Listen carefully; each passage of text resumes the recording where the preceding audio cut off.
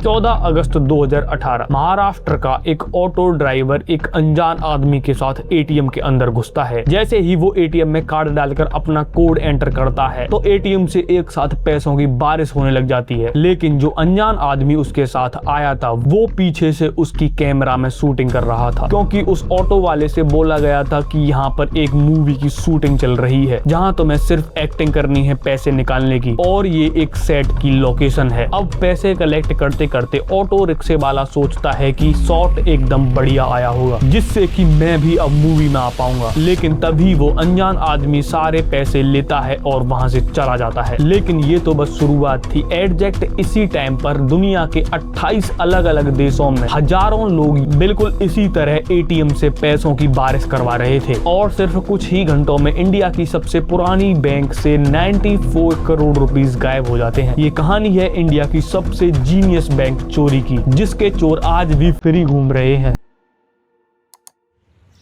अब जल्दी से इस चैनल को सब्सक्राइब मार लो और वीडियो में आगे देखना कि ये चोरी कितनी ज्यादा इंटरेस्टिंग थी और कैसे उन चोरों के बारे में इंडिया को पता होने के बावजूद भी इंडिया उनका कुछ नहीं कर पा रही। सब जानेंगे इसी वीडियो में।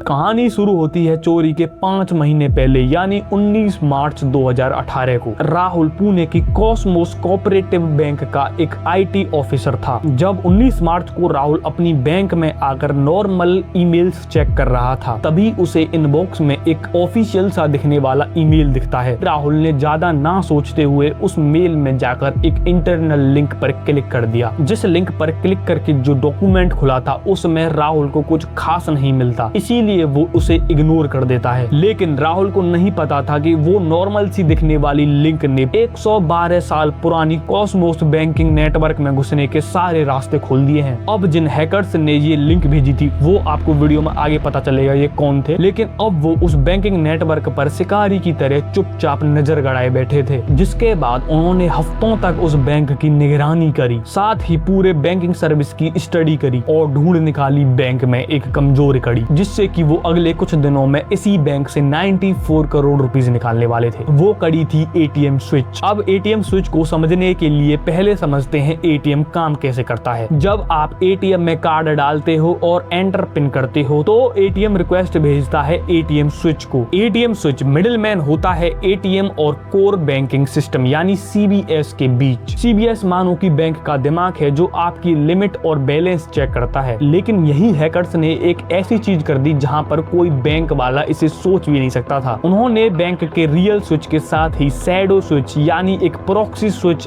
ऐड कर दिया। अब ये जो हैकर्स ने प्रॉक्सी स्विच बनाया था इसका सिर्फ एक सिंपल सा काम था, जो कि बैंक और एटीएम के बीच में सीबीएस सिस्टम था उसको ही बाईपास कर देना। यानी अब कोई भी एटीएम में अगर पिन डालेगा जिसकी इंफॉर्मेशन एटीएम स्विच से सीबीएस तक जानी थी वही बाईपास कर दिया। यानी अब सीबीएस से परमिशन लेने की जरूरत ही नहीं थी। कोई भी कार्ड डालो, कोई भी पिन डालो, बस पैसा बरसने लगेगा। It was just like abracadabra. That within these 3 hours you put these cards, put any pin number and you get money.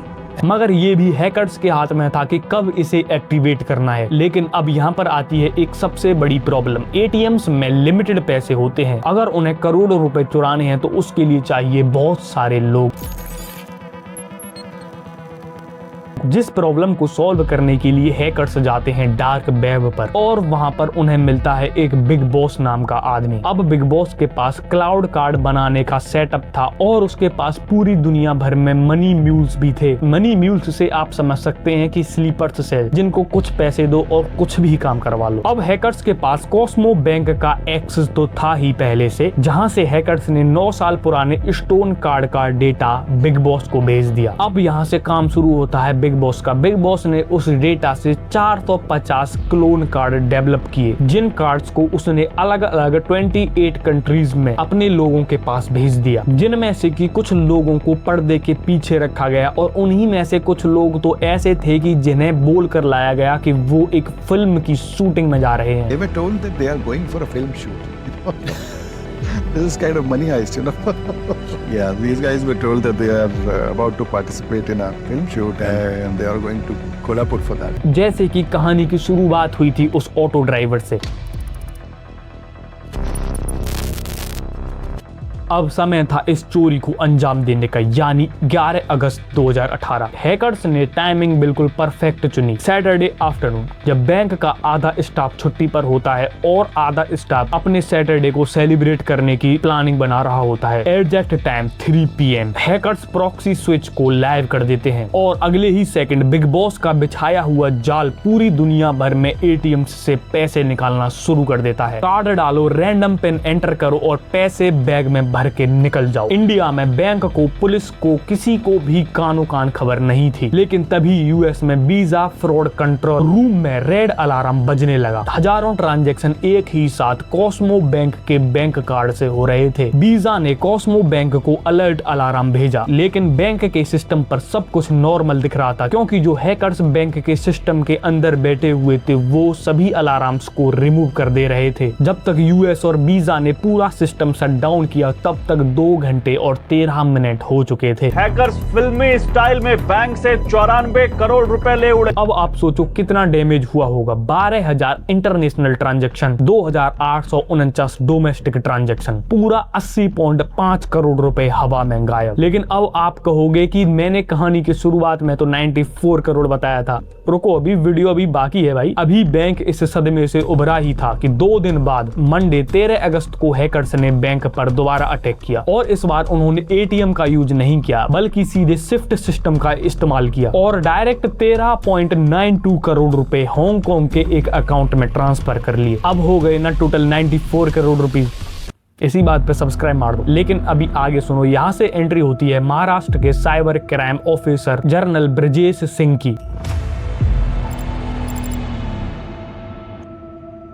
जिन्होंने CCTV फुटेज, कॉल टावर और CCTV ट्रैकर्स से 18 सस्पेक्ट को अरेस्ट कर लिया। लेकिन शॉकिंग की बात तो ये थी कि उनमें से ज्यादातर लोगों को तो पता ही नहीं था कि वो एक इतनी बड़ी बैंक चोरी के हिस्सेदार हैं। वो तो सोच रहे थे कि वो एक फिल्म में आएंगे जिसके बदले उन्हें $500 यानी 50,000 रुपए मिलेंगे। लेकिन सबसे बड़ा टर्निंग पॉइंट जब आता है जब 2019 में US से बिग बॉस को पकड़ लेती है पुलिस, जिसका असली नाम था गैलरी अल्मोर, जो कि एक कनाडा का सिटीजन था, जिसके बाद उसे 11 साल की जेल हुई। लेकिन अब आप सोचोगे कि असली मास्टरमाइंड कौन था। फरवरी 2021 में FBI ने डिस्क्लोज किया कि इस पूरी चोरी के पीछे नॉर्थ कोरिया के 3 टॉप हैकर थे, पार्क जी हायोक, जॉन चोंग हायोक और किम। ये तीनों लाजोरूस ग्रुप्स के मेंबर हैं, जो नॉर्थ कोरिया की मिलिट्री इंटेलिजेंस के अंडर आती है। ये हैकर्स आज भी नॉर्थ कोरिया में फ्रीली घूम रहे हैं। अब आप ही सोचो कि नॉर्थ कोरिया से इनको कौन ही पकड़ सकता है। भाई वो नॉर्थ कोरिया है और शायद वो इस टाइम भी किसी और बैंकिंग सिस्टम में घुसने के नए नए तरीके ढूंढ रहे हैं और उन्हें वो रास्ता मिल भी चुका है।